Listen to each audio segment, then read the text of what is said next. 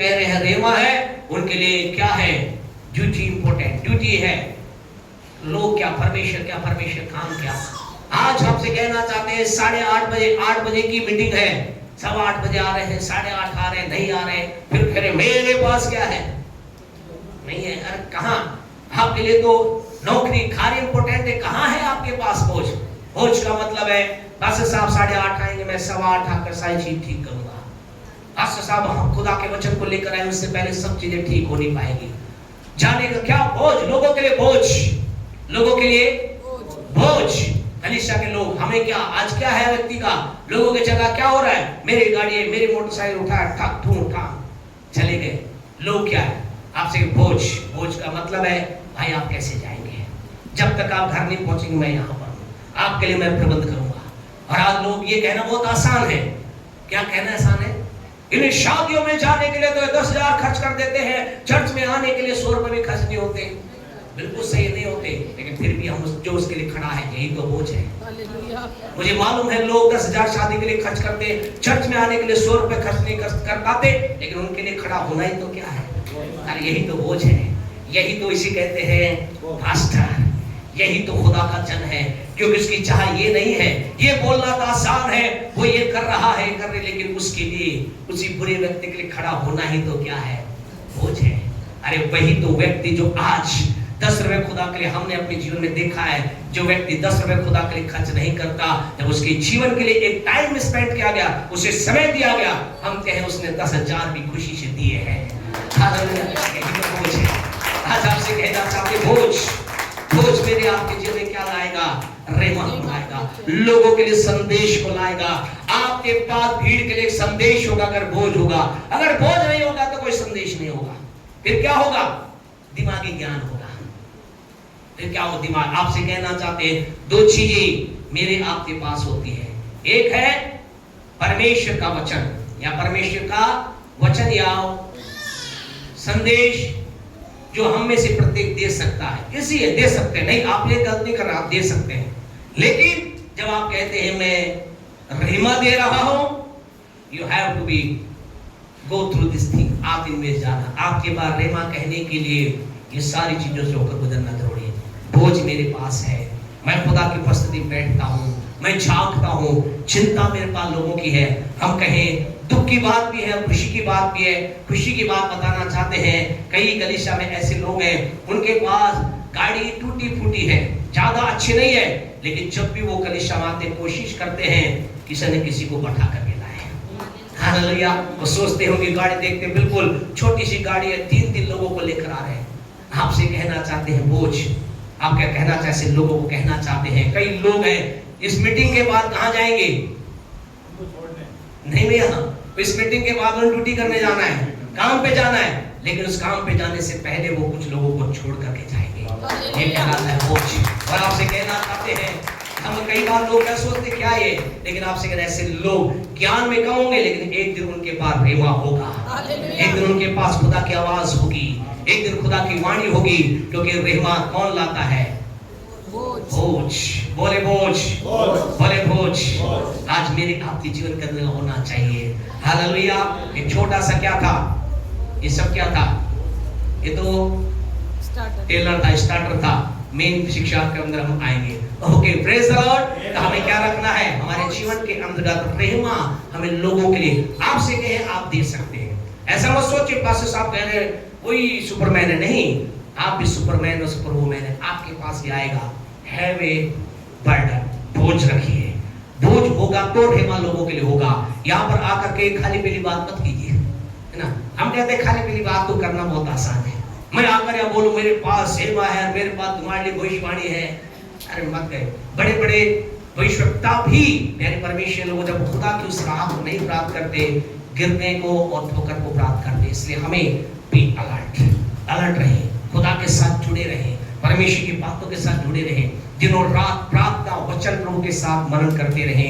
हम उद्धार मसीह में, जल्दी से हम छोटी सी बात देखकर चलेंगे, बंद करें, टाइम हमारा हो गया है। मसीह में जब हम आते हैं तो हमें क्या प्राप्त होता है? उद्धार प्राप्त होता है। ये पहली बात हमने देखी थी। दूसरी बात हमारे जीवन में क्या प्राप्त होता है? यूहन्ना 3:16 पढ़े। अनंत जीवन। हाँ जी, बड़े मेहरबानी से, आप सबको याद है, मालूम है, याद है तो आराम से बोले।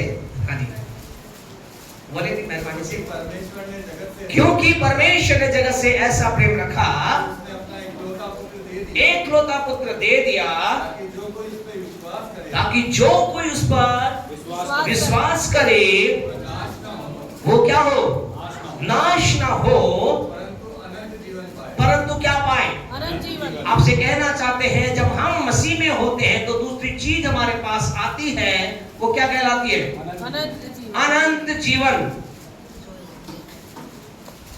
क्या आती है हमारे पास, अनंत जीवन, यानी इटर्नल लाइफ। इटर्नल लाइफ आती है, अनंत जीवन हमारे आपके अंदर क्या आ गया है, आपने जब यीशु पर विश्वास किया है, आप में केवल उद्धार ही नहीं आया है, आपके अंदर अनंत जीवन आ गया है।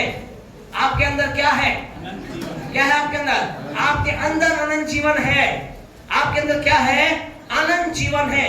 अनंत जीवन का अगर हम ग्रीक में देखें, ग्रीक भाषा में लिखा गया है ZOE, ZOE, जॉय बोलेंगे, जो बोलेंगे इंग्लिश वाले बता सकते हैं है जी।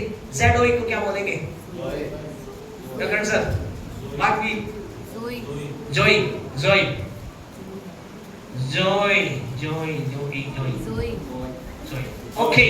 ZOE इसका मतलब होता है परमेश्वरीय जीवन, परमेश्वरीय जीवन। ओके, अब हम देखेंगे इसकी बात को समझे। इटर्नल लाइफ, इटर्नल लाइफ का साधारण अर्थ क्या है, साधारण रूप से क्या है अर्थ इसका, साधारण अर्थ है एक ऐसा जीवन जो कभी खत्म ना होगा। ठीक है जी, है ना, अनंत जीवन। अनंत जीवन मतलब एक ऐसा जीवन जो कभी खत्म नहीं होगा। अब मेरे आपके पास एक ऐसा जीवन है जो कभी खत्म नहीं होगा, आपके अंदर प्रवेश कर गया। आपने क्या प्राप्त किया है, अनंत जीवन प्राप्त किया है। आपके पास क्या है, अनंत जीवन है। आपके पास जॉय है, गॉडली लाइफ है। और ये इस ZOE का जो हमने जॉय बोला, इसका ग्रीक में, इसका इंग्लिश के अंदर और हिंदी में इसका अनुवाद ये है कि एक ऐसा जीवन, एक ऐसा जीवन जो क्या है, समय सीमा से बाहर है, यानी इसकी कोई समय सीमा नहीं है, आउट ऑफ टाइम। टाइम समय सीमा से क्या है, इसे हम किसी समय सीमा में नहीं बांध सकते, हम इसे समय सीमा के अंतर्गत निर्धारित नहीं कर सकते, हम इसे टाइम के अंतर्गत नहीं रख सकते। ये ऐसा जीवन है जो समय सीमा से क्या है, बाहर है। इसका मतलब आप जो है इस समय सीमा से बाहर निकल चुके हैं, आपके अंदर है। और एक बात समझिए, अब कई लोग ये सोचते हैं, कई लोग क्या सोचते हैं, ये सोचते हैं कि ये जीवन जो है अनंत जीवन है, इसका प्रारंभ, ध्यान से, कई लोगों की सोच है कि इस अनंत जीवन का जो प्रारंभ है ये कब होगा, मृत्यु के बाद होगा। ऐसा लोगों की क्या है, आपकी सोच ऐसी तो नहीं, ऐसा तो नहीं सोचते आप। कई लोग सोचते हैं कि हमें अनंत जीवन मिलेगा कब, मृत्यु के बाद। और इसलिए कई बार लोग जब मर जाते हैं तो क्या कहते हैं, he enter into eternity, वो अनंत काल में प्रवेश कर गया, वो अनंत काल में चला गया। और रियल तौर पे क्या है, बिब्लिकल तौर से क्या है, गलत है। अरे अनंत जीवन है, मृत्यु के बाद प्रारंभ नहीं होता। लोगों की सोच ये है कि मृत्यु के बाद ये प्रारंभ होगा, जब हम मर जाएंगे अनंत काल में प्रवेश करेंगे, हमारा अनंत जीवन प्रारंभ होगा। लेकिन ये जो जीवन है कहां प्रारंभ होता है, है जी, ये जो जीवन प्रारंभ होता है, जीवित रहते हुए प्रारंभ होता है पृथ्वी। कहां से प्रारंभ होता है, पृथ्वी से। और इसका अंत कहां होता है, अंत कहां होता है जी, अंत कहां होता है जी, बोले बोले बोल, प्रभु के चरणों में। अंत कहां होता है, बोले कहां अंत होता है, अनंत है, अंत नहीं। अरे कहां अंत होता है जी, ये प्रारंभ होता है और इसका अंत नहीं होता। इसका नाम ही क्या है? इसका नाम ही अनंत है, इसका अंत ही नहीं है। That start from earth and never and, इसका अंत ही नहीं है। हालेलुया। आपके अंदर यीशु मसीह के द्वारा जो जीवन डाला गया है उसका प्रारंभ है, अंत नहीं है। क्या ताली नहीं बजा सकते आप? क्या आप खुश नहीं है? इसका अंत नहीं है। There is no end of that life. इस जीवन का अंत नहीं है। यानी परमेश्वर के लोगों, ये जीवन कहां से प्रारंभ होता है? पृथ्वी से प्रारंभ होता है। इस जीवन के बारे में कैसे प्रारंभ होता है? हाउ इट स्टार्ट, किस तरीके से प्रारंभ होता है? क्या आप संसार में जन्म ले गए, आपके जन्म लेते ही ये प्रारंभ हो गया? कैसे प्रारंभ होता है? पहला यूहन्ना 5:12 पढ़े। पहला यूहन्ना 5:12 पढ़े। जल्दी जल्दी चलिए, हम खत्म करेंगे, ऑलरेडी टाइम पास आउट। जिसके पास पुत्र है, जिसके पास पुत्र है उसके पास जीवन है, उसके पास जीवन है। 13 पढ़ दे। मैंने तुम्हें जो परमेश्वर के पुत्र के नाम पर विश्वास करते हो, हाँ जी, इसलिए लिखा है कि तुम जानो कि अनंत जीवन तुम्हारा है। अनंत जीवन तुम्हारा है, किसका है? अनंत जीवन किसके पास अनंत जीवन है? जिसके पास पुत्र है जी, किसके पास है? किसके पास अनंत जीवन है? है जी, जिसके पास पुत्र है, जिसके पास यीशु है, उसके पास अनंत जीवन है। हालेलुया। आपने यीशु को ग्रहण किया है। यस, आपसे कहना चाहते हैं आपके अंदर अनंत जीवन है। आमेन। अब आपको कोई भी, आप क्या हो गए? मृत्यु से पार हो गए हैं। आपको कोई मार नहीं सकता, आप मर नहीं सकते। क्यों? क्योंकि आपके अंदर क्या है? अनंत जीवन, अरे बोले जी, क्या है? अनंत जीवन। आपके में जहां इस सच्चाई को जो समझ गया, बस फिर वो क्या बन गया? हालेलुया। निडर बन गया। इसलिए इस सच्चाई को कई लोग समझ गए, कई जगह पर समझ गए, हमारे भारत देश में समझ गए, और लोगों ने कहा, बोला हम तुम्हें तलवार से मार देंगे, यीशु का इनकार करो। बोला मार ही नहीं सकते। और उन्होंने क्या किया? तलवार चलाई, धड़ से अलग उन्हें कर दिया। बोला कोई दिक्कत नहीं, उन्होंने बोला नहीं, लेकिन स्वर से आवाज है, कोई दिक्कत नहीं, ये तो क्या है? ये मर ही नहीं सकते, वो जीवित है, सदा सर्वदा तक जीवित है। आज की रात आपसे कहना चाहता, जिस दिन मेरे आपको ये पता चलता है मेरे अंदर आपका अनंत जीवन है, हम फियरलेस बन जाते हैं। फिर हमें कोई चीज डरा नहीं सकती, फिर आपको मुझे कोई चीज रोक नहीं सकती। फिर हमें बताता बीमारी हमारे पास है, हमें पता हम मर नहीं सकते। हालेलुया। हमें पता चलता है गरीबी बहुत आ गया, पता हम मर नहीं सकते। कर्जा बहुत है, हम मर नहीं सकते। क्यों? क्योंकि मेरे अंदर क्या है? अनंत जीवन। मेरे पास क्या है? अपने पड़ोसी को बोले, मेरे पास मेरे अंदर अनंत जीवन है, इसलिए मैं ना मरूंगा। हालेलुया। और आपसे कहना चाहते हैं खुदा के लोगों, ये अनंत जीवन जो हमारा है, हमारे अंदर क्या है? अनंत जीवन है। ये अनंत जीवन हमारे कहां है? अंदर है जी। आपको मालूम है मनुष्य कितने भागों से मिलकर बना है? है जी, तीन, राइट है, हो गए। हाँ जी, 3 या 4 5 ठीक 3 भागों से। और वो तो नहीं है जब कुछ लोग बोलते हैं पंचतंत्र है, 12 तंत्र है, 18 तंत्र है, ऐसा तो नहीं। कई लोग अभी भी मानते हैं, लेकिन पूरी मनुष्य जो है वो 3 भागों से मिलकर के बना है। उसका पहला भाग है आत्मा, ठीक है जी। दूसरा है प्राण या मन जिसे बोलते हैं, इंग्लिश के अंदर वर्ड यूज किया गया है सोल। और तीसरा ही है शरीर। अब लोगों ने कहा है शरीर पंचतंत्र से बनकर है। ये शरीर एक भाग है, हिस्सा है, ठीक है।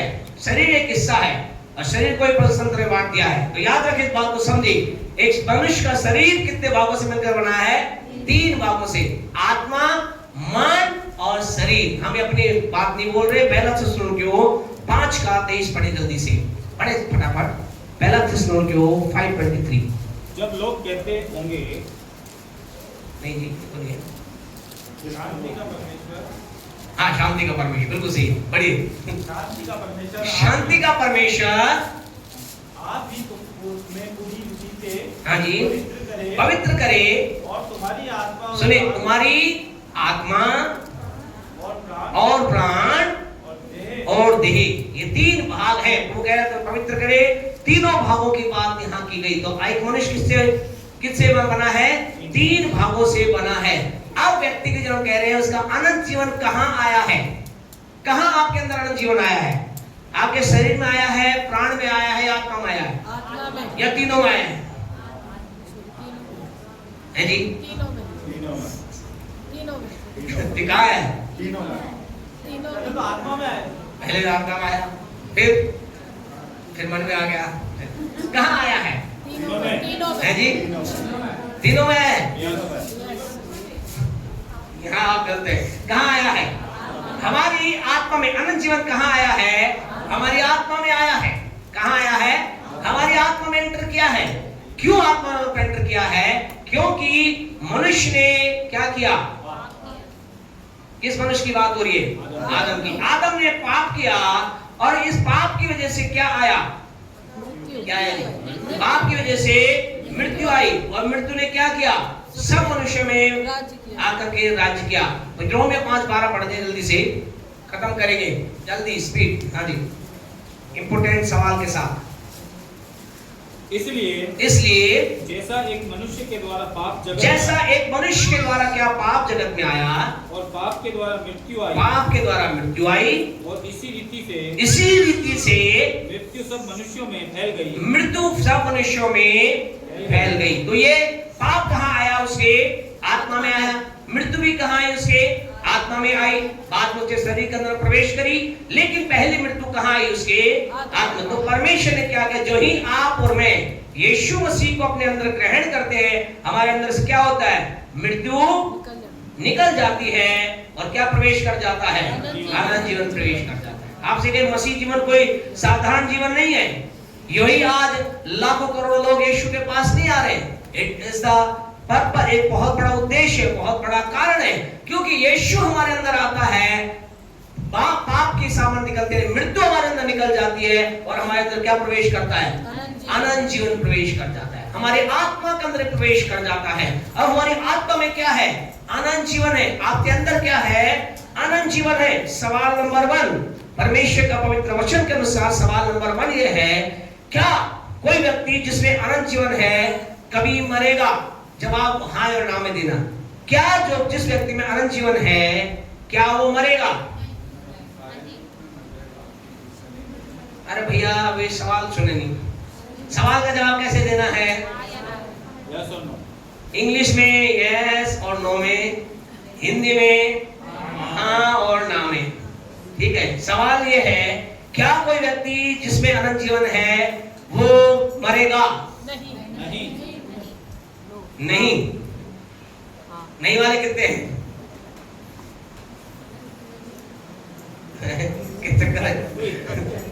कंफ्यूजन के मतलब है जी। नहीं वाले कितने हैं? हाँ वाले कितने हैं? यानी कि वो व्यक्ति जो जिसमें अनंत जीवन है वो मरेगा नहीं मरेगा? नहीं मरेगा। है जी। सर पूरा बताएंगे तो बोल के? नहीं पूरा नहीं बताना, केवल इतना है, केवल यही बताना है। तो क्या होगा? वो मरेगा। है जी। वो क्या होगा? मरेगा। आंसर क्या है? यस। ऐसे है, पढ़े 11:25, यूहन्ना 11:25। कुछ ही बात बाहर से नहीं करेंगे, चिंता मत करो, अपनी जेब का कुछ नहीं, वचन का। यूहन्ना 11:25। यीशु ने उससे कहा, हाँ जी, पुनरुत्थान और जीवन मैं ही हूँ। ध्यान से पढ़ना चाहिए ना। पुनरुत्थान और जीवन मैं ही हूँ। जो कोई मुझ पर विश्वास करता है, जो कोई मुझ पर विश्वास करता है, वह यदि मर भी जाए, बस जो विश्वास करता है वो मर भी जाए, यानी कि वो मर सकता है जी, मर सकता है।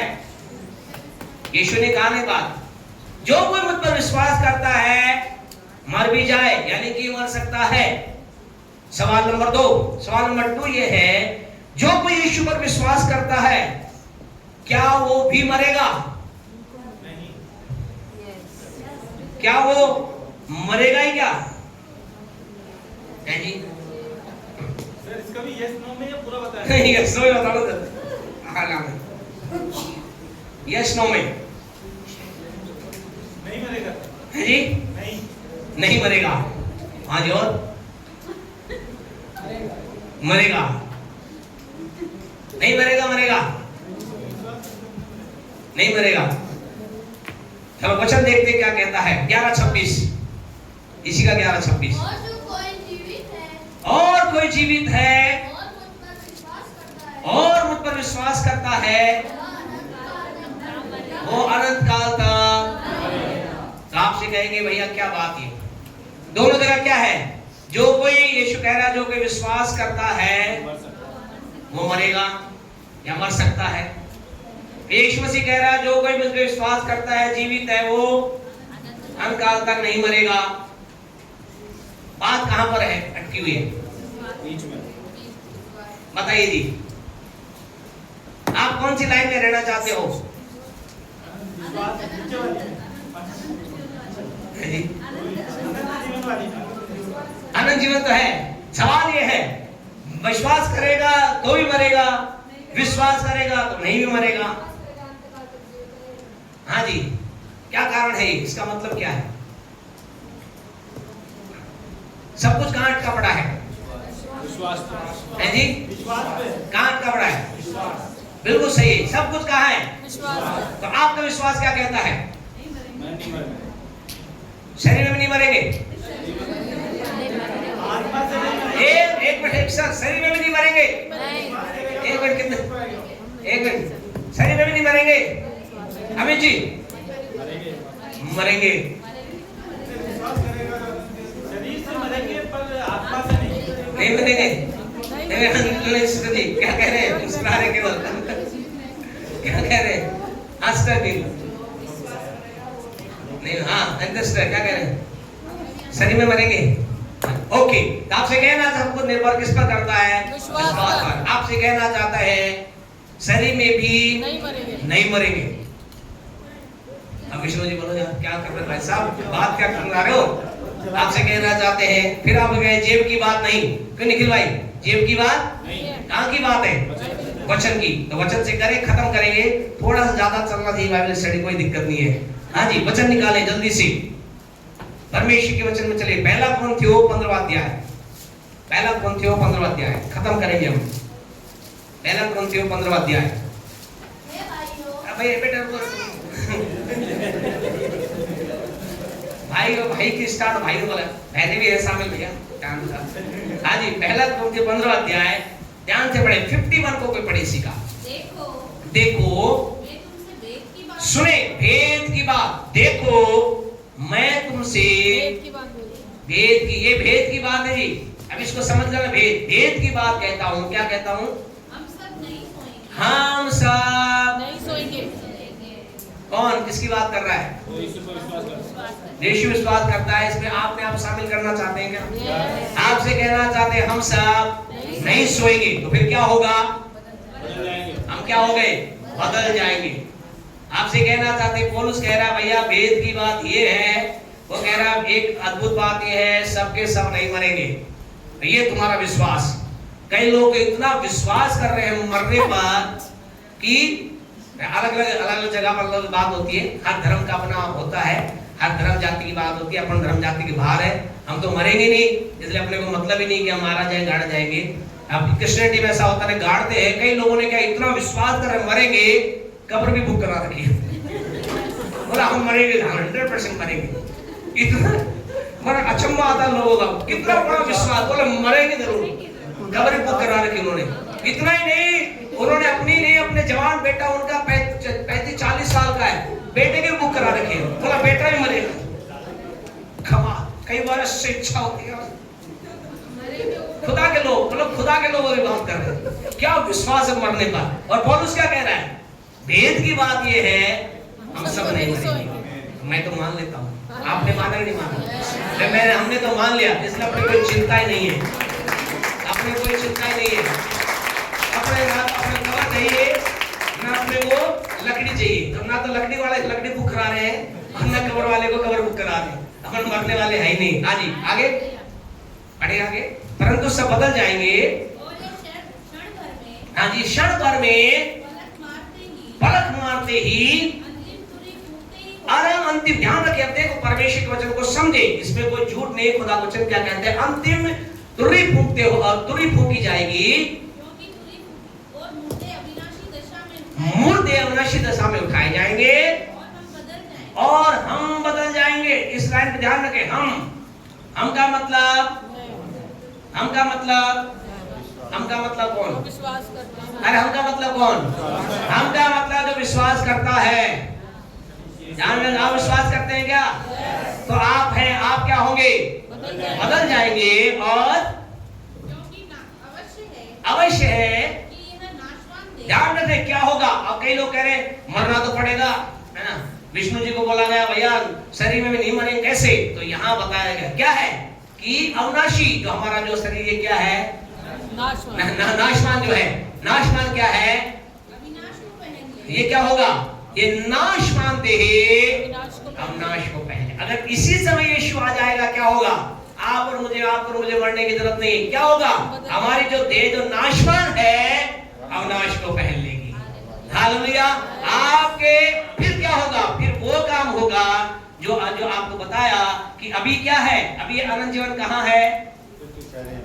अरे कहाँ है? आत्मा में। आपकी आत्मा में है। और अगर आप अभी यीशु मसीह आ जाए तो क्या होगा? ये अनंत जीवन जो होगा ये क्या होगा? आपके मन से होता हुआ आपके शरीर में प्रवेश करेगा। आपके शरीर को भी मरने की आवश्यकता नहीं। हालेलुया। आपका शरीर भी ना मरेगा। ये लिखा, क्या लिखा है? नाशवान अविनाश को पहन लेगा और मरणहार देह कौन पहन लेंगे? कौन अमरता पहन लेगा? मरणहार देह। आत्मा की बात नहीं की गई, देह की, शरीर की। एक टाइम आएगा जो ऐसा समय होगा ये मरणहार देह भी किसको पहन लेगी? अमरता को पहन। फिर उस देह को मरने की जरूरत।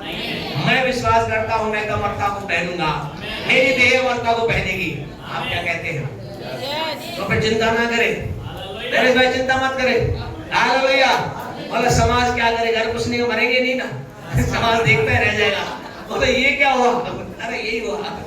आप लोगों का डर यही है, यही तो डर है। बोला आज गुड़क गए तो क्या होगा? अरे नहीं गुड़कोगे। आपसे कहना चाहते हैं विश्वास करें कि आपकी देह अमरता को पहनेगी। हम यीशु के आगमन को देखेंगे, यीशु के आगमन तक हम जीवित रहेंगे। और वैसे और आपको परमेश्वर बहुत बहुत आशीष दे। 27 मिनट आपने एक्स्ट्रा दिए। God bless you all. Next class के अंतर्गत हम इस बात को देखेंगे। ये हमारा अनंत जीवन हमारी आत्मा में आया है। What is the effect of our body? इसका हमारे शरीर पर क्या प्रभाव पड़ता है, हमारे जीवन में क्या प्रभाव पड़ता है? आपकी आत्मा में, आप कहेंगे मेरी आत्मा में अनंत जीवन है, क्या फायदा? बहुत फायदा। आपसे कहेंगे अनंत जीवन आपके कहां अफेक्ट है, कैसे प्रभाव डालता है आपके जीवन के हर एक हिस्से पर? नेक्स्ट क्लास में देखेंगे। आंख बंद करेंगे। पिता हम यीशु के नाम से आपके पास आए, धन्यवाद आपके समय के लिए। हमने तेरी बातों को देखा कि कौन उस प्यारे पर में भीड़ के लिए, लोगों के लिए यानी परमेश्वर उस महिमा को प्राप्त कर सकता है। और प्रभु जी कैसे हम अपने अनंत जीवन को जो आपने हमें दिया है हमारे आत्मा में डाला, कैसे हम इस शरीर के अंतर्गत पिता ग्रहण कर आपकी महिमा कर सकते हैं। आपकी बातों में खड़े यीशु के नाम से आमीन। हमारे परमेश्वर का प्रेम, प्रभु यीशु का अनुग्रह, पवित्र आत्मा की सहभागिता हमारे साथ, संसार के तमाम विश्वासियों के साथ, विशेष जो उन्होंने अनंत जीवन को ग्रहण किया उनके साथ बनी रहे। आमीन आमीन आमीन। God bless you all. प्रभु यीशु मसीह की जय। Praise the Lord. Naresh ji आप बताओ।